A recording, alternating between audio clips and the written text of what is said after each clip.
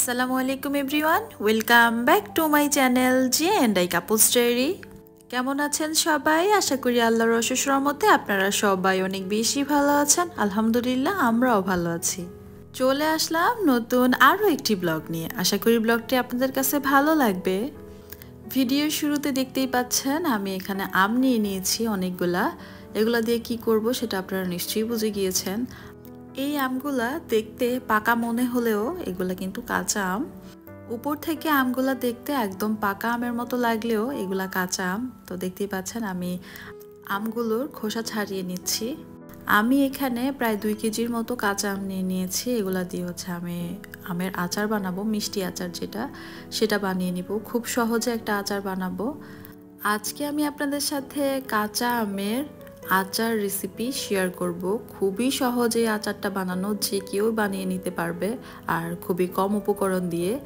এখন আমি আমগুলা কেটে নিচ্ছি। দেখতেই পাচ্ছেন আমি কিভাবে আমগুলা কেটে নিচ্ছি। এই আমের আটিগুলা কিন্তু খুবই শক্ত ছিল, তো আমি সাইড থেকে আমগুলা কেটে নিচ্ছি।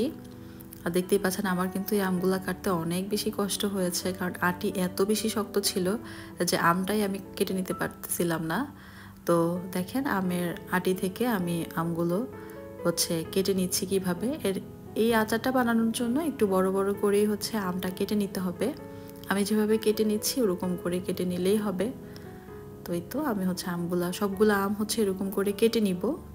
আর প্রতিদিনের মতো আপনাদের কাছে ছোট্ট একটা রিকোয়েস্ট, আপনারা যারা এখন পর্যন্ত আমার ভিডিওটা কন্টিনিউ করতেছেন, ভিডিওটি দেখে যদি আপনাদের কাছে ভালো লেগে থাকে তাহলে প্লিজ ভিডিওতে একটা লাইক দিয়ে দিবেন। আর আপনি যদি আমার চ্যানেলে নতুন হয়ে থাকেন, আপনি চাইলে কিন্তু আমার চ্যানেলটা সাবস্ক্রাইব করে আমার এই ছোট্ট পরিবারে আপনি একজন সদস্য হয়ে থেকে যেতে পারেন। আর আপনি যদি অলরেডি সবগুলা কাজ করে দিয়ে থাকেন তাহলে আপনাকে জানাই অসংখ্য ধন্যবাদ।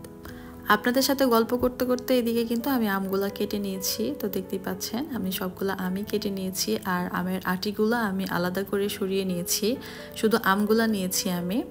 এখন আমি এই আমগুলাকে কি করব বলেন তো? এই আমগুলাতে আমি চিনি দিয়ে দিব। এখানে আমি প্রায় 1 কাপের কম চিনি দিচ্ছি, কারণ আমগুলা অত বেশি টক ছিল না, তার জন্য আমি একটু কমই চিনি ইউজ করলাম। যদি আবার পরে লাগে তাহলে আমি আবার দিব। তো এখানে আমি চিনি দিয়ে আমটার সাথে চিনিটা ভালো করে মিশিয়ে নিচ্ছি। এখানে আমি সামান্য একটু লবণও দিয়েছিলাম, সেটা স্কিপ হয়ে গিয়েছে। আমগুলোকে এখন আমি ঢাকনা দিয়ে ঢেকে 1 ঘন্টার জন্য রেখে দিব। আর ঢাকনা দিয়ে ঢেকে রাখার কারণটা সেটা আমি আপনাদেরকে একটু পরেই বলে দিব। এখন আমি আপনাদেরকে বিট লবণ বানিয়ে দেখাচ্ছি। এই আচারে বিট লবণটা লাগবে। তো আমার ঘরে বিট লবণ ছিল না, তো তার জন্য আমি চিন্তা করলাম যে বিট লবণটা আমি ঘরেই বানিয়ে নিই, আর এটা স্বাস্থ্যসম্মত হবে। বিট লবণটা বানানোর জন্য আমি এখানে একটা তাওয়া বসিয়ে দিয়েছি। তারপরে আমি এখানে 2 টেবিল চামচ লবণ দিয়ে দিলাম। আপনারা যতটুকু পরিমাণে বিট লবণ বানাতে চান তো সেই অনুযায়ী লবণটা দিবেন। তো আমি এখানে 2 চামচ লবণ দিয়ে দিয়েছি। লবণটা একটু ভালো করে আমি ভেজে নিয়েছি। লবণটা ভালো করে ভেজে নেওয়ার পর আমি এখানে 1/2 চামচ কালো গোলমরিচের গুঁড়া দিয়ে দিলাম, আর সাথে দিয়ে দিলাম 1/2 চামচ জিরা গুঁড়া আর 1/2 চামচের মতো মরিচের গুঁড়া। এটা দিয়ে আমি ভালো করে আর একটু লবণটা ভেজে নেব, সব কিছু ভালো করে ভেজে নেব। দেখতেই পাচ্ছেন লবণের কালারটা কিন্তু চেঞ্জ হয়ে আসছে। আর বিট লবণ কিন্তু আমরা বিভিন্ন খাবারের সাথে খেয়ে থাকি, যেমন চটপটি, ফুচকা, তারপরে সালাদ, তারপর রায়তা। তো এগুলোর সাথে আমরা এই বিট লবণটা দিয়ে থাকি। তো এটা যদি আমরা ঘরেই বানিয়ে নিতে পারি তাহলে এটা কিন্তু খুবই স্বাস্থ্যসম্মত হবে। আমার লবণটা ভেজে নেওয়া হয়ে গিয়েছে। এখন আমি লবণটা একটা পাত্রে নিয়ে নিয়েছি, একটু ঠান্ডা করে নিব। ঠান্ডা করার পর আমি এটাকে ব্লেন্ড করে নিব। তো এই বিট লবণটা এভাবেও আপনারা ইউজ করতে পারেন, আর ব্লেন্ড করে নিলে এই বিট লবণটা অনেক স্মুথ হবে এবং একদম দোকানের মতোই লাগবে আপনার খেতে। তো তার জন্যই আমি এটাকে এখন ব্লেন্ড করে নিব। আর এই তো দেখতে পাচ্ছেন আমি কিন্তু লবণটা ব্লেন্ড করে নিয়েছি। এখন আপনাদেরকে দেখাচ্ছি যে এটা কতটা সুন্দর হয়েছে, একদম দোকানের মতোই হয়েছে বিট লবণটা। তো এখন আমি এটাকে একটা বাটিতে ঢেলে নিব। বিট লবণ খাওয়ার অনেক উপকারিতা রয়েছে, আমাদের খাবারের স্বাদটা অনেক বেশি বাড়িয়ে দেয় বিট লবণ। তো এই বিট লবণটা আমরা যদি দোকান থেকে না কিনে ঘরেই এভাবে করে বানিয়ে নিতে পারি তাহলে এটা খুবই স্বাস্থ্যসম্মত হবে। আর দোকানের যে বিট লবণগুলো থাকে ওই লবণে দেখা যায় অনেক সময় অনেক ধুলাবালি থাকে। তো আমরা এরকম করে কিন্তু খুব সহজে সামান্য কয়েকটা উপকরণ দিয়ে। তো এরকম সুন্দর পারফেক্ট বিট লবণ বানিয়ে নিতে পারি ঘরেই। তো দেখতেই পাচ্ছেন আমি কিন্তু বিট লবণটা বানিয়ে নিয়েছি। আশা করছি এই বিট লবণের রেসিপিটা আপনাদের কাছে ভালো লেগেছে।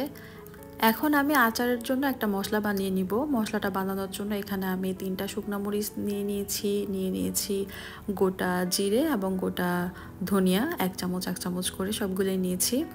তো এটাকে আমি একটু শুকনো তাওয়ায় একটু টেলে নিব। তো এই আচারটা বানানোর জন্য কিন্তু আমাদের অত বেশি মশলার প্রয়োজন হবে না, জাস্ট এই মশলাটা দিয়েই হচ্ছে আমি আচারটা বানাবো। আর পাশেই দেখতে পাচ্ছেন আমি কিন্তু ভাতটা বসিয়ে দিয়েছি আর বক্সের ঢাকনাটা লাগিয়ে আমি 1 ঘন্টার জন্য এটা রেস্টে রেখে দিয়েছি। তো ভাতটাও চেক করে নিয়েছি যে ভাতটা হয়েছে কিনা। আর এদিকে আমি মশলাটাও হচ্ছে টেলে নিচ্ছি। মশলাটা কিন্তু আমার ভেজে নেওয়া হয়ে গিয়েছে। এখন আমি মশলাটাকে একটু ঠান্ডা করার জন্য রেখেছি। তো মশলাটা ঠান্ডা হয়ে যাওয়ার পর আমি এটাকে ব্লেন্ড করে নিব। তো একটা ব্লেন্ডার জারে হচ্ছে আমি ধনিয়া জিরা আর শুকনো মরিচটা দিয়ে দিচ্ছি। আর এই মশলাটা কিন্তু একদম মিহি করে ব্লেন্ড করা যাবে না, একটু আস্তে আস্তে থাকবে মশলাগুলা, তাহলে হচ্ছে এই আচারটা খেতে অনেক ভালো লাগবে। তো আমি আপনাদেরকে দেখিয়ে দিব যে কীরকম করে হচ্ছে আমি মশলাটা ব্লেন্ড করে নিয়েছি। আর এই তো আমার কিন্তু মশলাটা ব্লেন্ড করা হয়ে গিয়েছে। আর দেখতেই পাচ্ছেন আমি একটু দানা দানা রেখেছি।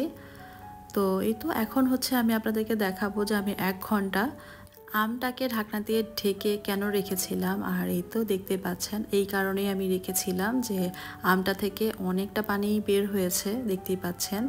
তো এই কারণেই হচ্ছে আমি আমটাকে ঢেকে 1 ঘন্টা ম্যারিনেট করে রেখেছিলাম। এখন হচ্ছে আমি আমটা দিয়ে আচারটা বানিয়ে নিব। তার জন্য আমি এখানে একটা কড়াই বসিয়ে দিয়েছি, কড়াইতে আমগুলা ঢেলে দিলাম। এখন আমি আমগুলাকে একটু ভালো করে নেড়ে চেড়ে নিব। এই পর্যায়ে চুলার ফ্লেমটা কিন্তু হাইতে রাখতে হবে। তো আমি চুলার ফ্লেমটা হাইতে রেখেই হচ্ছে আমটা ভালো করে নেড়ে চেড়ে নিচ্ছি। এখন দেখতে পাচ্ছেন আমগুলা থেকে কিন্তু বেশ খানিকটা পানি ছেড়ে দিয়েছে। আর আমের কোয়ান্টিটিটা যখন একটু কমে আসবে তখন আমি এখানে আর একটু লবণ দিয়ে দিলাম। আর এখানে 1/2 চামচের মতো মিষ্টি জিরা বা মৌরি দিয়ে দিলাম। আর দিয়ে দিলাম 1/2 চামচ কালো জিরে। এগুলা দিয়ে আমি একটু ভালো করে নেড়ে চেড়ে নিব।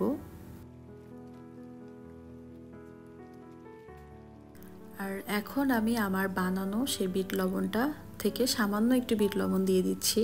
এতে করে আচারের টেস্টটা আরও ভালো আসবে। আর এই পর্যায়ে দেখতে পাচ্ছেন চিনিটা একদম ঘন হয়ে আসছে আর আমটাও ভালো মতো সিদ্ধ হয়ে যাচ্ছে।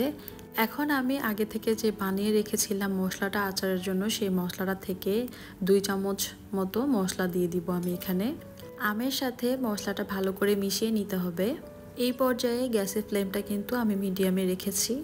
আচারটাকে বেশি দিন ভালো রাখার জন্য আপনারা এখানে ভিনেগার ইউজ করবেন।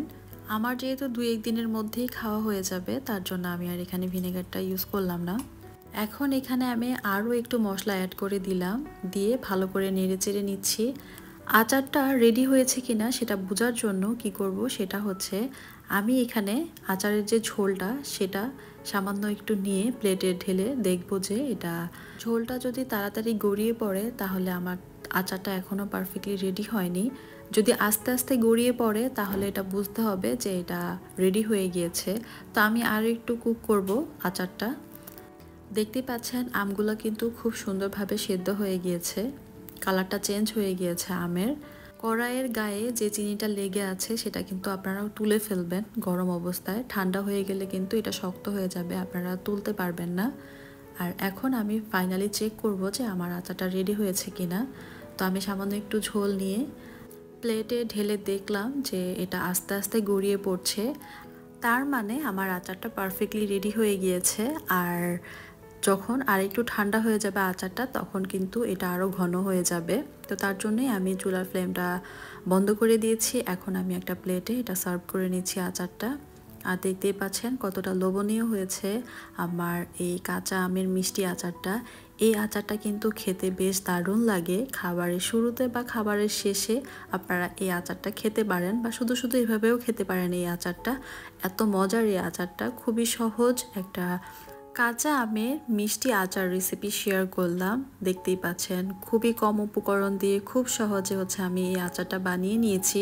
আর দেখতে কতটা লোভনীয় লাগছে, কতটা সুন্দর লাগছে। আপনারা দেখে নিশ্চয়ই বুঝতে পেরেছেন। তো আশা করি আপনাদের এই কাঁচা আমের মিষ্টি আচারটা ভালো লেগেছে। আপনারা বাসায় ট্রাই করতে পারেন, যদি আপনাদের কাছে কাঁচা আম থেকে থাকে তাহলে একবার হলেও ট্রাই করবেন। আজকের ভিডিওটা এই পর্যন্তই ছিল। আশা করি আপনাদের ভালো লেগেছে। ভালো লাগলে লাইক, শেয়ার এবং সাবস্ক্রাইব করতে ভুলবেন না। সবাই ভালো থাকবেন। আল্লাহ হাফেজ এন্ড আসসালামু আলাইকুম।